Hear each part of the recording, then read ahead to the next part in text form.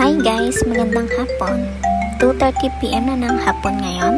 Kami iaalis ni Daddy. Pupunta kami sa bahay ng kapatid ko para doon daw magmerienda kasi nga magluluto daw siya ng spaghetti. Tara, let's! Grabe, sobrang init talaga dito sa Pinas. Fast forward na nga at ayan na nga at andito na kami sa loob ng Terra Verde. Di ko alam kung anong pace, bahala na si Daddy kasi nga hindi ko naman alam to.